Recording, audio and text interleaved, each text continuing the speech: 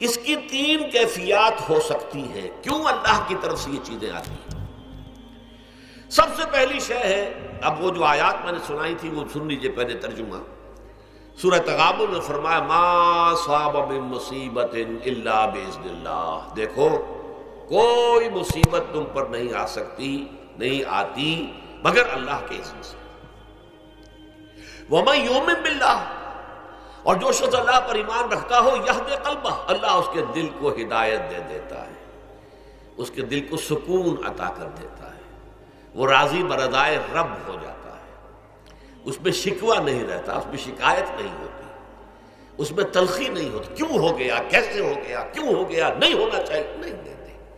یہ سارا جو پیچ آدمی کھاتا رہتا ہے نا اندر ہی اندر، وہ جو پیچ کھا رہا ہے، یہ سب پیچ سے نجات نہیں گئی.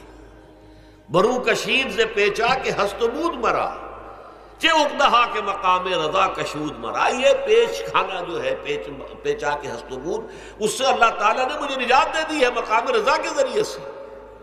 کتنے بڑے بڑے عقدے میرے حل ہو گئے اس مقام رضا سے. چے اقدہا کہ مقام رضا کشود میرا، میرے تو بہت سے عقدے اس سے حل ہو گئے.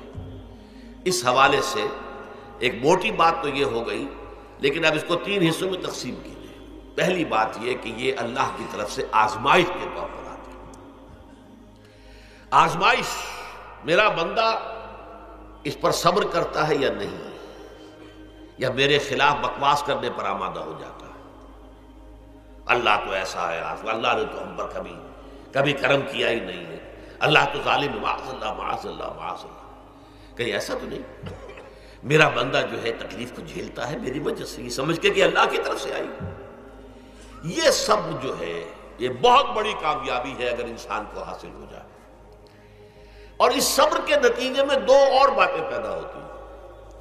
یہ مضامین علیحدہ علیحدہ دروس کے اندر آتے رہے ہیں، لیکن آج ایک نئے عنوان کے تحت جمع ہو کر آ رہے ہیں. پہلی بات یہ ہوتی ہے کہ یہ امتحان کا نتیجہ کیا نکلتا ہے کہ آپ نے ایک امتحان پاس کیا تو آپ کے اگلے درجے میں ترقی ہو جاتی ہے. 5ویں کا امتحان پاس کر لیا نا تو 6ٹھی میں جائیں گے. اب 6ٹھی کا امتحان پاس کریں گے تو 7ویں میں جائیں گے. 7ویں کا پاس کریں گے تو 8ویں میں. درجہ بدرجہ انسان کی دینی، ایمانی اور روحانی ترقی کا ذریعہ یہ آزمائش ہوتی ہے.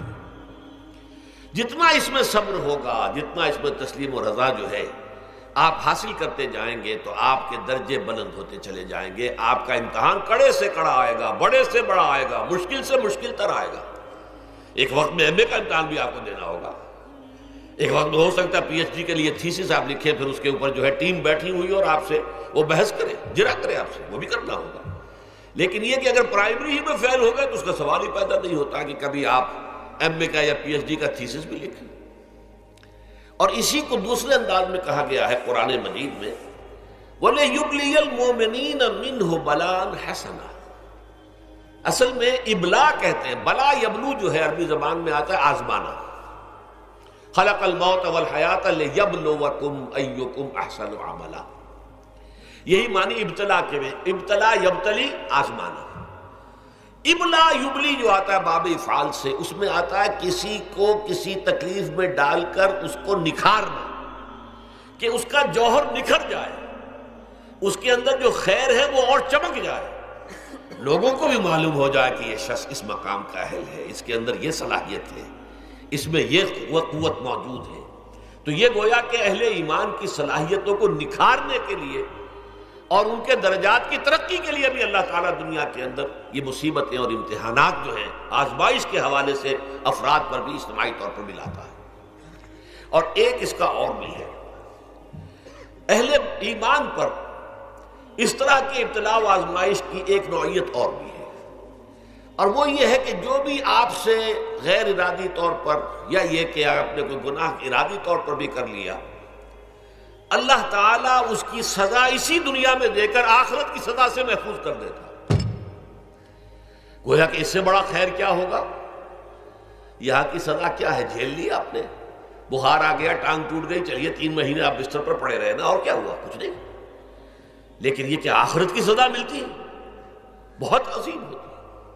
لہذا کفارہ بناتا ہے اللہ تعالیٰ گناہ، ان جو بھی گناہ ہو گئے ہیں، غلطیاں ہو گئی ہیں، ان کا کفارہ اللہ تعالیٰ بندہ مومن کے لیے، حضور کی ایک حدیث ہے، اس کا متن مجھے اس وقت یاد نہیں ہے، کہ مومن کا معاملہ عجیب ہے، اسے کوئی تکلیف پہنچتی ہے صبر کرتا ہے، وہ اس کے گناہوں کا کفارہ بن جاتا ہے، اور اگر کوئی خوبی ملتی ہے اس پر اللہ تعالیٰ کا شکر ادا کرتا ہے، اس کے درجات بلند ہو جاتے ہیں۔ تو یہ معاملہ جو ہے اللہ تعالیٰ کی طرف سے بندہ مومن کے حق میں خیر، کہ در حقیقت اس کے ان گناہوں کی پاداش کہ جو اس نے یہاں کر لیے ہیں یہی دنیا میں دے کر دھو دیا جائے، پاک کر دیا جائے۔